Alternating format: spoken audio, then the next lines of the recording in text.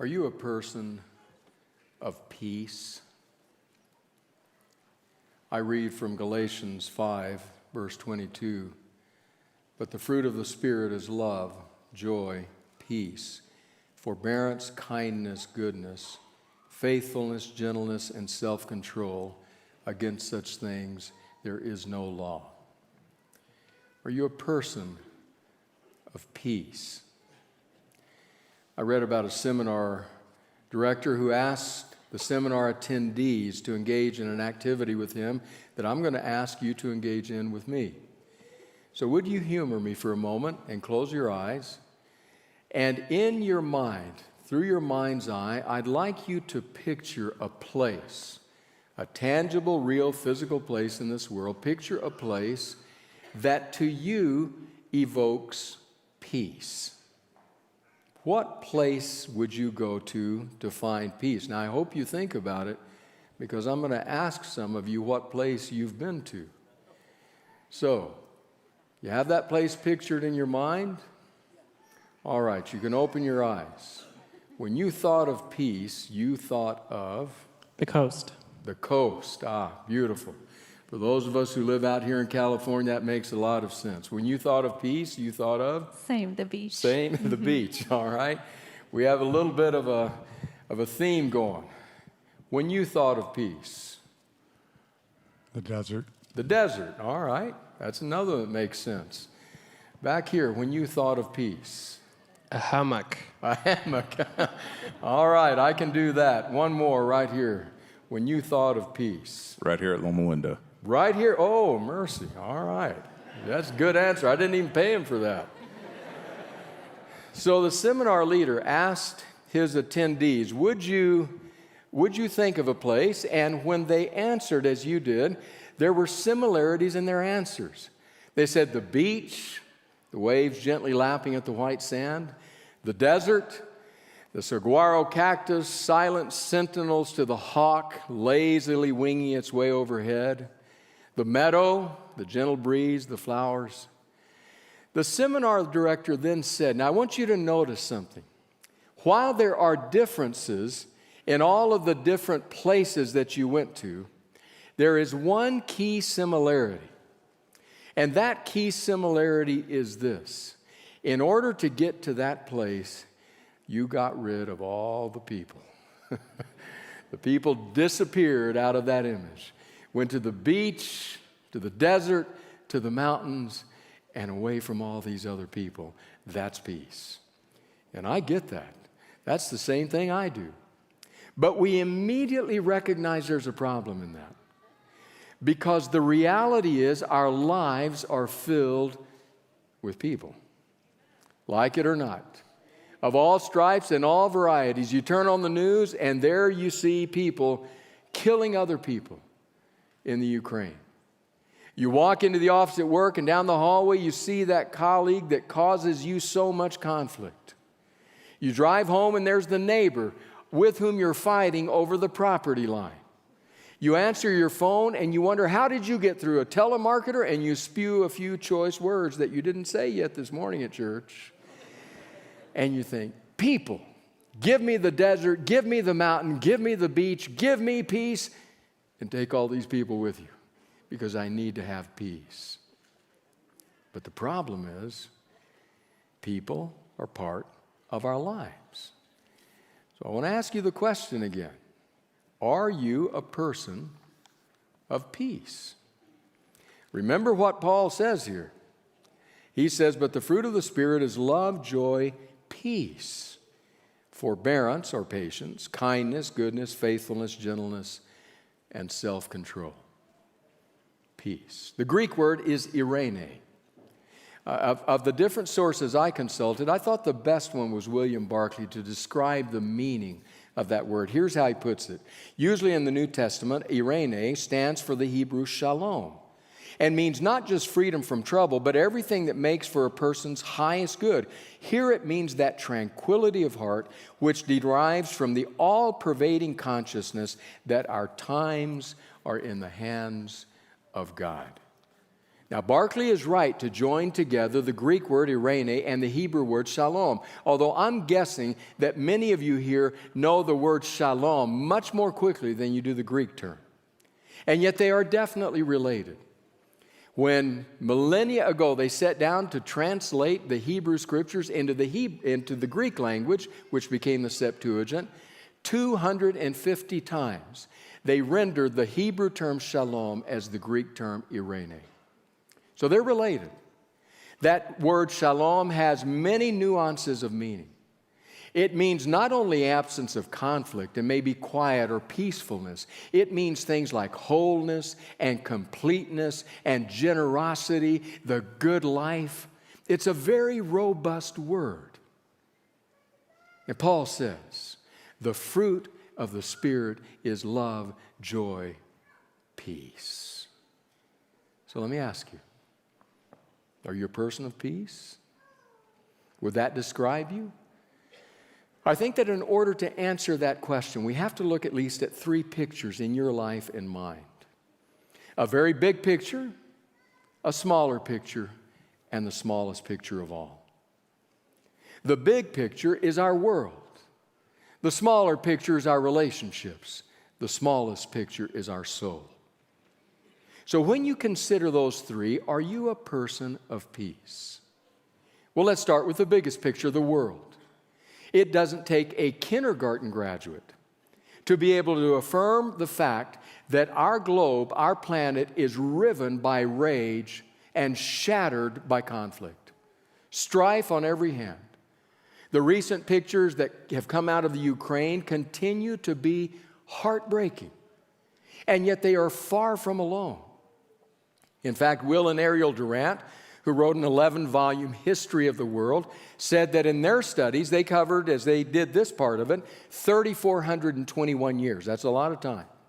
3,421 years, they said they were only able to find 268 years, and those were scattered all through the 3,421, only able to find 268 years where there was true peace on the planet, no wars going on. Less than 8% of the years they assessed. No wonder one person described peace as that blessed moment of quiet in history when everybody stands around reloading. Just getting ready, because we know it's coming. That's the reality. Our globe is shattered by war. Yet we have often been insulated from it, isolated from it, and so we haven't felt we need to say too much about it, at least in the recent generations. It's been around the world, hasn't affected us as much. So I want to give you just a bit of a window. These are going to be quick hits. We're going to move through very quickly. Some realities about war. Some things we ought to consider. These are drawn from a piece in the New York Times and a piece in the Business Insider. So just notice this. How much does war cost? Vietnam, $500 billion. Korea, $336 billion. World War II, almost $3 trillion. Iraq, $2 trillion. What can war cost each person in the United States? Vietnam, $2,204. Korea, $2,266. World War II, $20,388. Iraq, $8,000 per person. How dangerous is war for civilians? Between 1900 and 1990, 43 million soldiers died in wars. During the same period, 62 million civilians were killed. In the wars of the 1990s alone, civilian deaths constituted 75 to 90% of all war deaths. In other words, it's not just the military by any stretch. What is the civilian experience in war? They are shot, bombed, raped, starved, and driven from their homes. During World War II, 135,000 civilians died in 2 days in the firebombing in Dresden. A week later, in Pforzheim, Germany, 17,800 people were killed in 22 minutes. In Russia, after the 3-year Battle of Leningrad, only 600,000 civilians remained in a city that held a population of 2.5 million. 1 million were evacuated, 100,000 were conscripted into the Red Army, and 800,000 died. How does war affect children? More than 2 million children were killed in wars during the 1990s. 3 times that number were disabled or seriously injured. And how many genocides have occurred since World War I? Dozens. The most devastating include those in the Soviet Union, where approximately 20 million were killed during Stalin's reign of Great Terror. Nazi Germany, where 6 million Jews were killed in concentration camps, along with 5 million or more Gypsies, Jehovah's Witnesses, and other enemies of the German state. Cambodia, where 1.7 million of the country's 7 million were killed as a result of the actions of the Khmer Rouge. And Rwanda, where more than 1 million Tutsis and moderate Hutus were slaughtered over 10 weeks in 1994. It's mind-numbing. The numbers are too big to compute. No wonder Stalin is reputed to have said, 1 death is a tragedy. 1 million deaths is a statistic. Because we look at it and it doesn't compute. It doesn't register. The ubiquity of war led to one person, a man named Don McLean, saying, we have all kinds of peace monuments in Washington, D.C. because we build one after every war. That's the biggest picture. Now, the temptation is to say, that has nothing to do with me. I can't do anything about that. I'm a church member in Southern California, and there's something true about that. But I did find something that got the wheels turning. I was nosing around on the internet this week thinking about this theme of peace, and came across a group, a movement really, that was called A Year Without War. It's a group of young adults and also some older adults who have come together and said, we can't just be silent. We can't just not say anything. We need to speak in some fashion. And so, they started this movement. I want to read you the statement on their homepage. Here's what it says. We are nonpartisan and non-religious. We are neither anti-military nor a peace movement. We are a dedicated and engaged group of community activists with a simple, clear mission: to stop war for 1 whole year. We know that conflict between humans is inevitable. However, we know that war is an outdated and extremely violent means of conflict resolution, costing countless lives and resources. Living in peace is not simply the absence of war. However, the absence of war is the first essential step to living in peace. A year without war is humanity's first step to abolishing war. Our social experiment puts to use social media to give a stronger voice to a growing global community of ordinary people that just say no to war for 1 year. I don't know enough about this group to endorse them. I didn't have time to follow all the internet trails. But I was caught by 2 things. One thing that caught me was that this group of people said, we can't just sit idle. We have to do something. In our limited sphere, in our limited way, to make our voice heard, and to say, can we stop the madness just for a year? Just for a year, can we do that? That caught me. The second thing that caught me is the only thing that will end wars is the coming of Jesus. Because the human heart, with its evil, will not stop. But I must ask,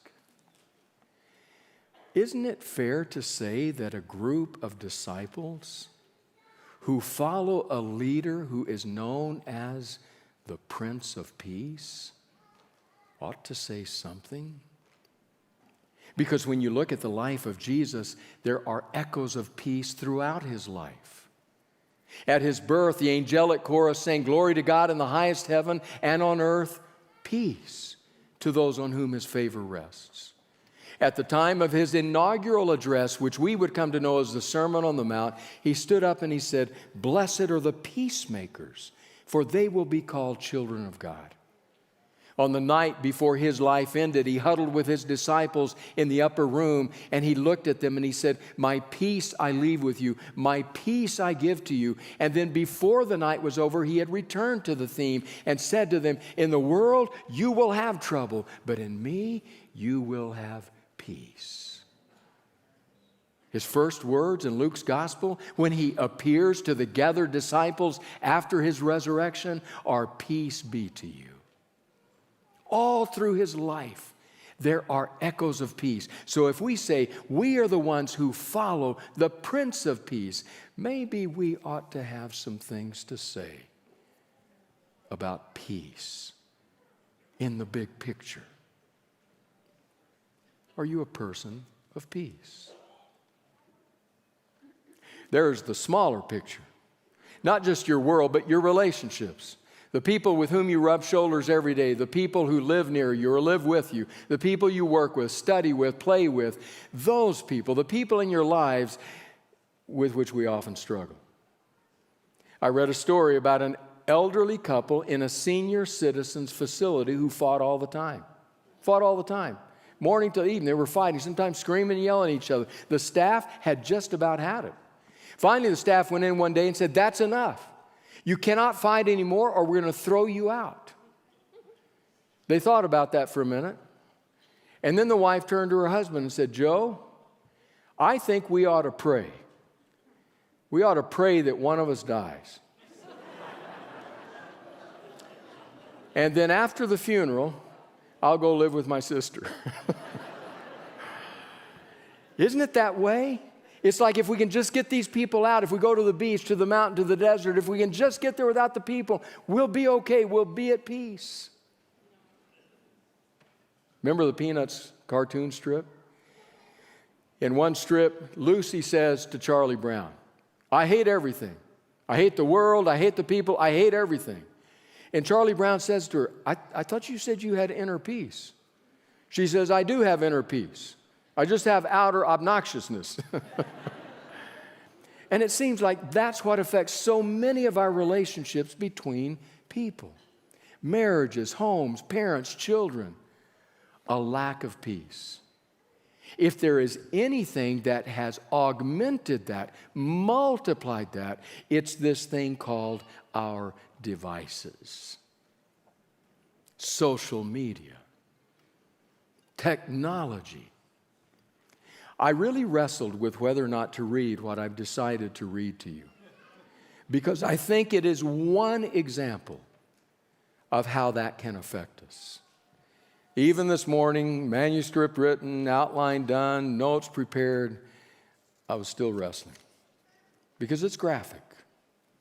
It's tough to hear, but it's also pervasive. Written by Jeff Hooten in a little journal called Citizen years ago. Hooten writes, "Forgive me, for I have killed. I have used swords and shotguns, handguns and grenades. I have shot, stabbed, and bludgeoned. I have crushed skulls with golf clubs and hammers and baseball bats. I have slaughtered men and women, drug dealers and crime bosses, soldiers and secret agents, mad scientists and aliens, zombies and the pizza guy. I've killed hundreds, even thousands, so many that I lost count long ago. I've taken up machine guns, plasma rifles, chainsaws. I have learned to aim for the head. I've killed with Xbox and GameCube, PlayStation and PC. I've killed with joystick, mouse, and keyboard. I've killed for hours at a time on screens big and small, on laptops and high-resolution monitors. I've killed in my basement, in my living room, at the local arcade, at a neighbor's house, with a coworker's teenage son. I've killed late into the night until 3 or 4 in the morning because my adrenaline was surging, because the kids were safely in bed, because I was simply on a roll, because I was winning and they were dying. Every weeknight I play, most nights later than the one before. And every night I slink up the stairs and ease my weary frame into bed, trying not to disturb my wife, who went to sleep hours before. My body is spent, yet I cannot sleep. The bedroom is silent, yet I can still hear those ominous refrains. I close my eyes, yet I can still see the pictures of endless corridors, each one leading to yet another door or outcropping, another blind corner, another enemy, another target. Come Saturday morning, I'm at the computer again. That's when I hear it. The muted thud of feet on the stairs. And there, standing to my right, eyes fixed on the screen, is my little boy. I tell him to go back upstairs, but he doesn't budge. In his mind, there's a cartoon on the computer, the likes of which he's never seen before. He somehow knows that this is forbidden fruit, but yet he must possess its secrets, or at least observe them. I call for my wife, come and get your son. Later on, this boy, who has never operated a joystick in his life, asks me a question I never saw coming. Daddy, can I watch you play the bad game? Forgive me, for I have killed. Jeff Hooton wrote the words. The Apostle Paul wrote some words as well. The fruit of the Spirit is peace. It's just a game. And yet some who study such things says it lights up the aggression centers in the brain and shuts down the centers of emotions like compassion in the brain. Are you a person of peace? It's not just something we put on at will. It's something that Paul says the Holy Spirit weaves into the fabric of our lives, grows toward mature fruit. That's the smaller picture. Are you a person of peace?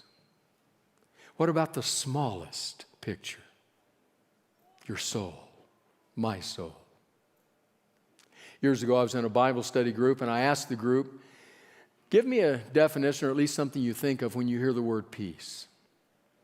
One person said, when I hear the word peace, I think of a hippie with long hair, beads, flashing the peace sign. And I thought, you've been around the block a couple times. Someone else said, when I think of peace, I think of nirvana. I said, okay, to each his own. Another said, when I think of peace, I think of harmony. All right. And the last one said, for me, peace is a little pill called Paxil.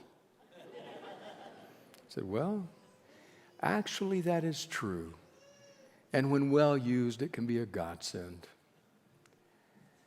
What is peace in the soul? I think that maybe the favorite text, and I base this just on pastoral observation over the years, maybe the favorite text for people facing hard times in their lives, difficulties, circumstances that have them stirred up inside, just may be a text that appears in Philippians 4, also from the pen of Paul. Man could write, you have to admit. Philippians 4. Do these words sound familiar? Do not be anxious about anything, but in every situation, by prayer and petition, with thanksgiving, present your requests to God. And the peace of God, which transcends all understanding, will guard your hearts and your minds in Christ Jesus. I've spent a fair bit of time with this passage. And I think what Paul is saying in the first part of the passage, he's talking to us about the attitudinal choices that we can make.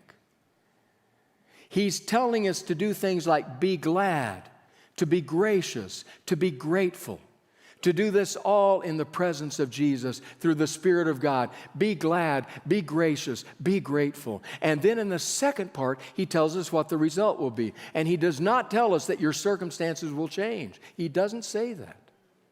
There's no guarantee that you can base your peace on your circumstances, even the peace in your own heart.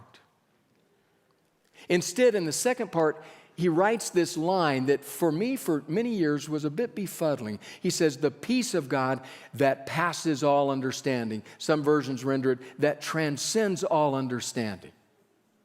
What does that mean, Paul? I'll tell you what I think it means today. I think what Paul is saying is, whatever circumstances you face, whatever is true in the biggest picture of your world, whatever is true in the smaller picture of your relationships, whatever is true in your own life, you can make choices to be glad, to be gracious, to be grateful. And when you do that, he says, you will have a peace that no one can explain. They just can't explain it. It makes no sense. They say, look at John. Look at all that John's facing. Look at what Mary is struggling with. And yet in the midst of all of that, they're at peace. I don't get it. That's what Paul is saying. What happens to you when people see your peace, they'll say, I don't understand that. How do you explain that? That transcends all human understanding. And yet it can be yours. Centered in the grace of God, by the kinds of choices we make when we face difficulty, to be glad, to be gracious, to be grateful. So I ask you, are you a person of peace? Is the Spirit of God working in your life in such a way that when you look at the biggest picture, you say, I don't know what I can do, but God, if you'll open doors, I'll just make my voice known for peace. In the smaller picture, I'll work for peace in the contexts where I live. I'll do what I can to promote a peaceful and harmonious environment. I love the realism of Paul. In Romans 12, he says to us, so far as possible, as much as it depends on you, live at peace with everyone. He realizes it's not always possible, but so far as it's possible, as much as it depends on you. In other words, if it's not happening, don't let it be your fault. That smaller picture, and then the smallest picture. Have you come before God? Said, God, here's my life. I'm so grateful you're not angry with me like maybe I grew up thinking. But I can have peace with you, and I can be at peace in my soul. Are you a person of peace? Once upon a time, in a land far away, there was a king. A king who told his subjects there will be a contest. And the winner of the contest will enjoy riches beyond his or her imagination. Here's what we'll do. I want to award the person who paints the most beautiful depiction of peace with overwhelming wealth. Every artist and every would-be artist in the land grabbed a palette, a brush, and a canvas and began to slap paint onto the canvas, trying to win the prize. The day came. The great hall had all the paintings. And the king, dressed in regal splendor, strode from one to the next, taking in each painting. People waited with bated breath. Who would win? It came down to two. The first was of a placid lake, nestled among the high mountains, snow-capped. The water of the lake crystal clear, shining like a mirror, reflecting both the fluffy clouds in the sky and the mountains in the distance. The entire scene breathed tranquility, serenity, peace. But then there was that other one. The king stood before it for some time.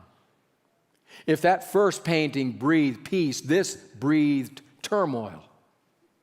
It too was of a mountain lake scene. It too had mountains in the background, but this time the clouds were roiling and dark. You could almost hear the thunder, almost see the lightning, almost feel the ground shake beneath your feet with the raging wind.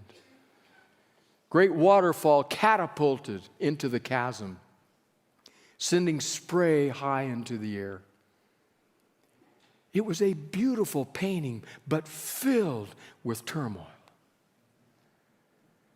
But as the king gazed at it, he noticed that just off to the side from the waterfall was a shrub that insistently clung to the face of the cliff.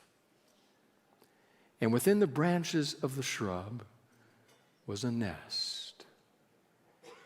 And on the nest was a would-be mama bird sitting, quiet,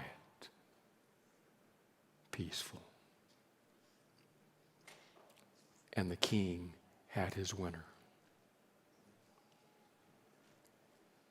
You can't control it all,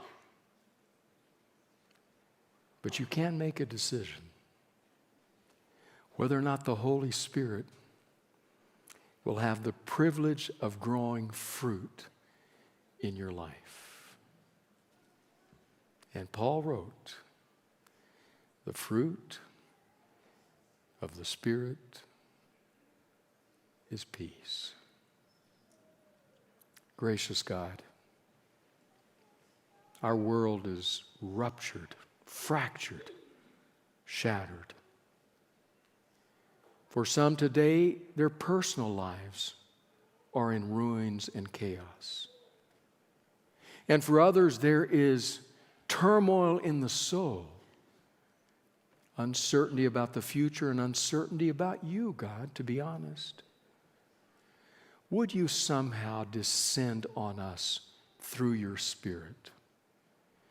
Would you not just plant the tree, but grow the fruit in our lives, that we might indeed and truly be people of peace?